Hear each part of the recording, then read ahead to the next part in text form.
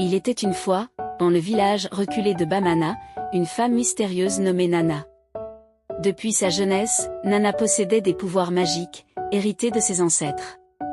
Bien qu'elle utilisât ses dons pour soigner les malades et protéger le village des mauvais esprits, certains villageois la craignaient et la surnommaient « la sorcière du village ». Un jour, une terrible sécheresse frappa Bamana, mettant en péril les récoltes et la survie des habitants.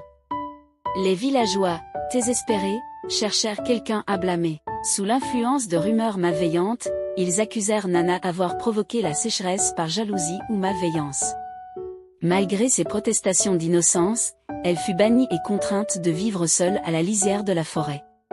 Exilée, Nana observa avec tristesse le village souffrir. Elle décida néanmoins d'aider en secret.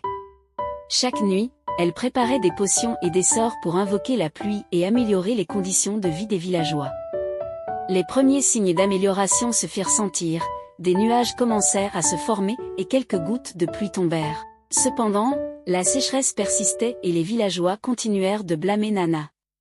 Un jeune homme nommé Kofi, fils du chef du village, décida de découvrir la vérité. Il partit pour la forêt, déterminé à confronter Nana et comprendre ses intentions. Lorsqu'il la trouva, il fut surpris de découvrir une femme bienveillante et pleine de sagesse, loin de l'image effrayante qu'on lui avait peinte.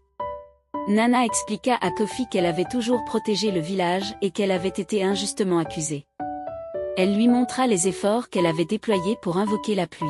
Convaincu de son innocence, Kofi retourna au village et tenta de convaincre les autres de l'innocence de Nana, mais ses paroles tombèrent dans des oreilles sourdes. Ne se laissant pas décourager, Kofi persuada les anciens de lui donner une chance de prouver la bonté de Nana. Ensemble, ils organisèrent une grande cérémonie pour invoquer la pluie, dirigée par Nana elle-même. Pendant la cérémonie, Nana utilisa ses pouvoirs pour appeler les esprits de la pluie.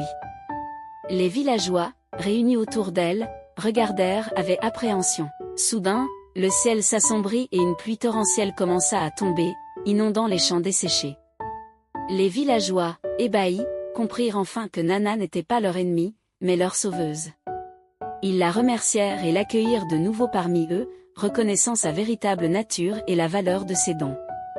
Nana devint une figure respectée et aimée dans le village de Bamana, son histoire rappelant à tous l'importance de ne pas juger hâtivement et de toujours chercher la vérité derrière les apparences.